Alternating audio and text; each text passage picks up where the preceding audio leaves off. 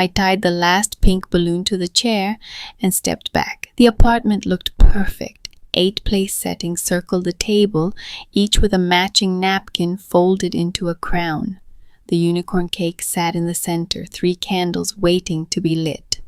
Lila's favorite cartoon played softly in the background. I checked my phone again. 2:47 p.m. The party started at 2 p.m. Still no one. My daughter sat on the couch in her new purple dress, swinging her legs and watching the door. "Mama, when is Grandma coming?"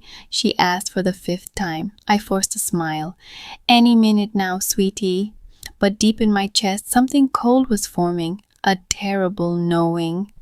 I opened the family group chat with shaking hands. The messages made my stomach drop. Mom's text came first. "So sorry, honey. Terrible migraine just hit. Can't make it." Then my sister Becca, my wellness coach, said I need a complete rest day. "Self-care isn't selfish." My brother Daniel followed. "Emergency at work. Huge client crisis. You understand." Finally, my youngest brother Marcus. "Totally forgot I'm out of town this weekend. My bad." All sent after 2:30 p.m. after the party had already started. This wasn't forgetfulness. This was deliberate. They had chosen not to come. My name is Amelia. I'm 32 years old, a graphic designer, and a single mother to the most beautiful 3-year-old girl in the world. I'm the responsible one in my family, the one who remembers birthdays, sends the group texts, organizes the holiday dinners. I manage Mom's bills because she says numbers confuse her. I fix Daniel's computer problems remotely. I drive Marcus to the airport when he needs rides. I'm the invisible foundation holding everyone together. But that day, standing in my decorated apartment with my daughter asking questions I couldn't answer, I felt invisible in a different way, forgotten, disposable. I swept Lila into my arms. "You know what? That means more cake for us." Her face lit up and we danced around the living room to her favorite songs. We wore party hats and threw confetti. We ate cake with our hands and got frosting everywhere. Lila laughed so hard she got hiccups. But when I tucked her into bed that night, she whispered, "Did I do something wrong, Mama? Is that why nobody came?" My heart shattered into 1,000 pieces. "No, baby, never. You're perfect." After she fell asleep, I sat on the kitchen floor surrounded by pink balloons and cried silent, angry tears. 2 weeks passed. I tried to forget the hurt. Then the family group chat exploded with notifications. I opened it cautiously. Becca had sent a professionally designed digital invitation. Gold letters on pink silk background. "Becca's 35th Rebranding Your Life. Birthday Gala at the Sapphire Room, downtown, the most expensive venue in the city." My stomach twisted. Below the invitation, Becca had written, "No gifts needed, just bring amazing energy and use #BeccaBossBabe35. This is a professional networking event, so dress to impress." Mom immediately replied with heart emojis. Daniel sent a thumbs up. Marcus wrote, "Wouldn't miss it." The contrast burned. My daughter's party wasn't worth their time, but Becca's extravagant celebration was unmissable. 10 minutes later, my phone buzzed with a private message from Becca. Not an apology, not even an acknowledgement of missing Lila's party. Instead, she sent a 2-page PDF titled "Gala Expense Breakdown, Amelia's Contribution." I opened it with trembling fingers. The document was itemized like a business invoice. Line 1, design and printing of all event materials, invitations, banners, name cards, family rate, free. Line 2, professional photography package, your gift, $800. Line 3 made me gasp out loud. Venue deposit and sponsorship fee, $4,000. My vision blurred. $4,000. The amount hit me like a physical blow. I scrolled to the bottom of Becca's invoice. There, in smaller text, she had written a note. "Before you stress, think of this as payback for all the times we've supported you over the years, plus It's basically our apology gift for having to miss Lila's party. We felt terrible, but this gala is crucial for my influencer career. Consider it an investment in family success. The absolute shamelessness of it stole my breath. They didn't apologize for abandoning my daughter.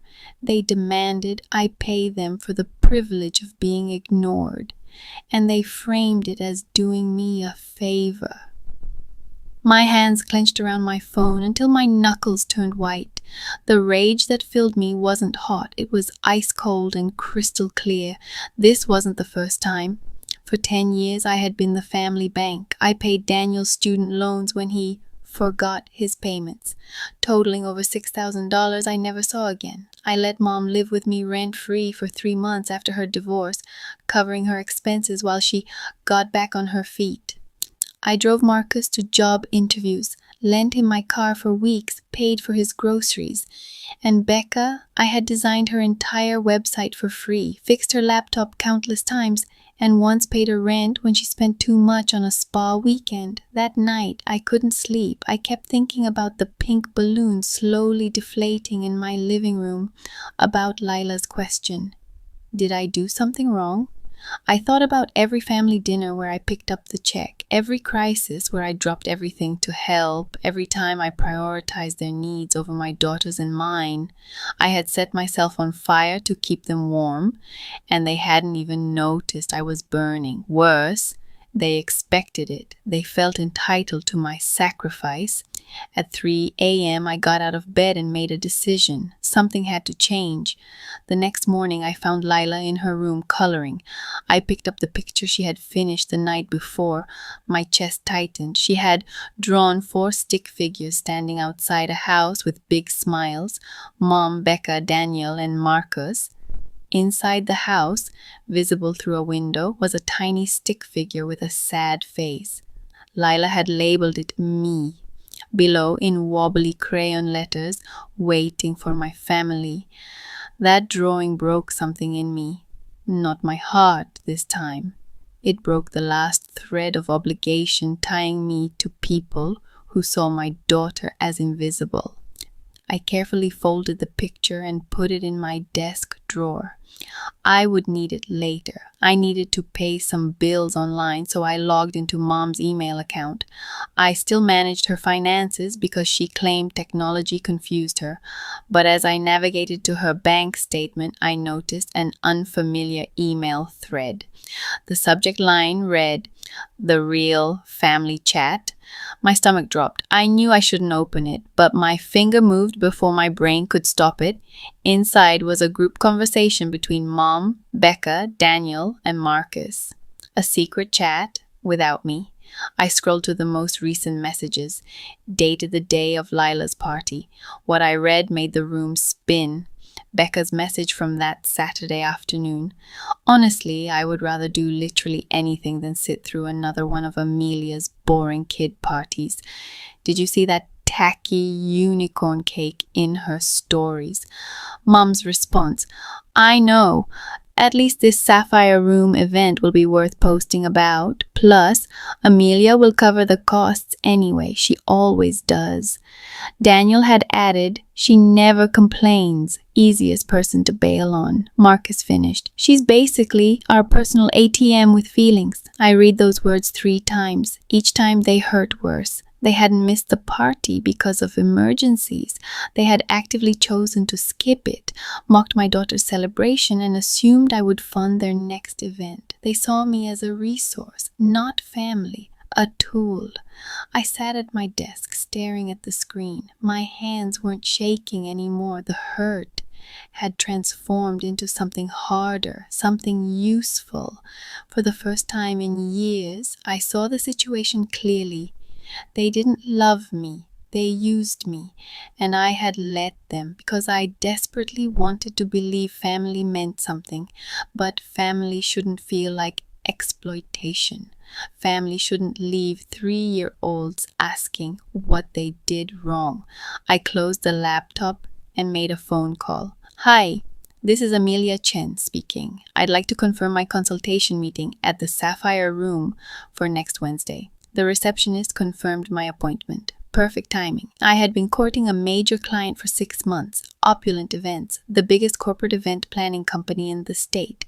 They wanted to see my portfolio for their luxury venue partnerships. The Sapphire Room was their crown jewel property, owned by the same investment group that ran Opulent Events. My meeting was scheduled with the venue's owner, Ms. Evelyn Price, a woman known for her ruthless standards and zero tolerance for dishonesty. I had prepared extensively for this pitch. Now it would serve a dual purpose.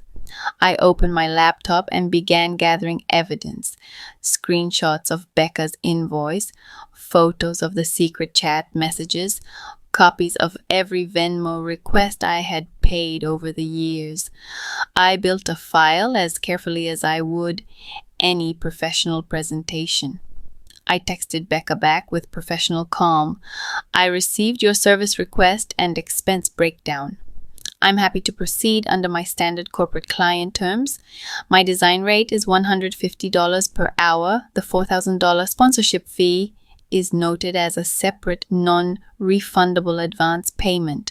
Please review and sign the attached contract confirming these terms before I begin work. I attached a legitimate graphic design services agreement, complete with payment schedules, deadlines, and penalty clauses for non-payment. It was the same contract I used for my corporate clients. Every word was legally binding. I hit send and waited. The response came within minutes. It was exactly what I expected. Becca's message was a string of laughing emojis followed by, "OMG, Amelia, you're so dramatic." "Sure, whatever, send over your silly paperwork. Just make sure the invitations are done by Friday. The printer needs the files. And confirm you're sending the $4,000 by tomorrow so I can finalize the venue." She hadn't read the contract. She assumed I was joking, that I would cave like always. I replied with one sentence. "Contract terms accepted and now legally binding. All conditions apply." Then I did something I had never done before. I didn't send the money. I didn't start the design work. Instead, I archived the family group chat and blocked Becca's number from my personal phone. She could only reach me through my business email now. Friday arrived. My business email inbox exploded. 7 messages from Becca, each one more frantic than the last. "Where are the invitations?" "The printer is calling me. You're making me look unprofessional." "I need those files now." I waited until evening to respond. Then I sent a single professionally formatted email from my business account. Per our signed agreement, Clause 4C states that all design work commences after receipt of the $4,000 retainer payment and 50% of estimated design fees. Payment was due Monday by 5 p.m. No payment has been received. All work is paused until the contract terms are fulfilled. Penalty fees for missed deadlines are accumulating as specified in Section 7. I attached the signed contract again. This time, I highlighted the payment terms in yellow. Becca tried calling my business line 63 times that weekend. I didn't answer. She sent emails begging, then demanding, then threatening. "You're ruining my career. I'll tell everyone what a terrible sister you are. Mom is furious with you." Each message revealed more desperation. The gala was 8 days away. She had no invitations, no printed materials, and now no leverage over me. On Monday morning, I put on my best professional suit. Black blazer, cream blouse, simple gold earrings. I gathered my portfolio, my laptop, and a single manila folder containing printed screenshots. Then I drove downtown to the Sapphire Room for my meeting with Miss Evelyn Price. My hands were steady on the steering wheel. The Sapphire Room was even more beautiful than the photos. Crystal chandeliers, marble floors, floor-to-ceiling windows overlooking the city. Ms. Price met me in her private office, a sharp woman in her 50s with intelligent eyes that missed nothing. We discussed my portfolio for 40 minutes. She was impressed with my corporate event designs, particularly my attention to brand consistency and deadline management. "You clearly understand the importance of reputation," she said. "In this business, trust is everything." I nodded. "Actually, Ms. Price, that relates to something I need to discuss with you. I have a personal conflict of interest regarding an upcoming event at your venue." Her eyebrows rose with interest. "Go on." I opened the manila folder and placed 3 printed pages on her desk. "My sister, Becca Thompson, has an event scheduled here this Saturday, the Rebranding Your Life Gala." Ms. Price nodded slowly. "I'm familiar with that booking." I pointed to the first document. "This is her invoice to me, demanding $4,000 as a venue deposit and sponsorship fee, plus free design services. I'm listed publicly on her social media as a platinum sponsor of this event." I showed her Becca's Instagram post on my phone. "I never agreed to sponsor anything. She's using my professional reputation without permission."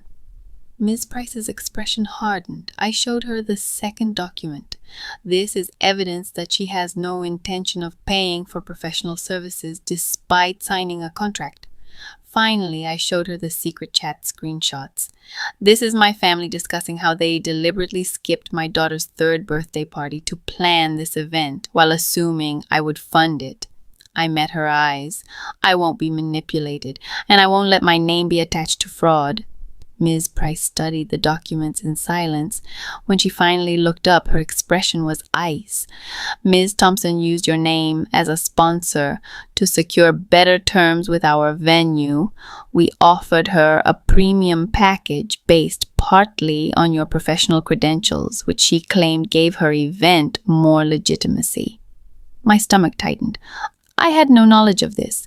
Ms. Price tapped the papers. "This is misrepresentation. Possibly fraud. We take our reputation very seriously here. If she lied about her sponsors and financial backing, that reflects on us." She picked up her phone and made a call. "Send me the complete Thompson event file, now." While we waited, she looked at me with something like respect. "You could have let this slide and just refused to pay. Why bring it to us?"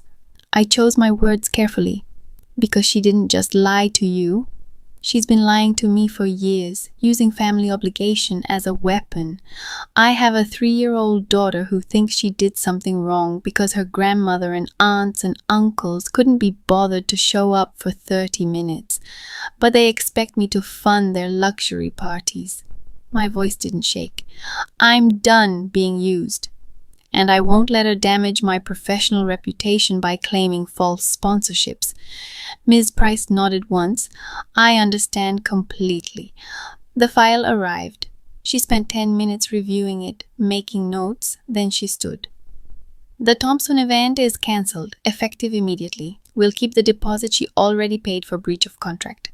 Her social media post claiming sponsorships will need to be removed within 24 hours, or we'll pursue legal action." She extended her hand. "As for you, Ms. Walker, I'd like to offer you a contract with Opulent Events. We need someone with integrity." I walked out of the Sapphire Room an hour later with a signed contract worth more than I made in 6 months. My phone was vibrating constantly in my purse, but I ignored it until I got home. 17 missed calls, 43 text messages, 3 voicemails, all from my family. Becca's voicemail was pure fury. "You vindictive witch. You destroyed my event.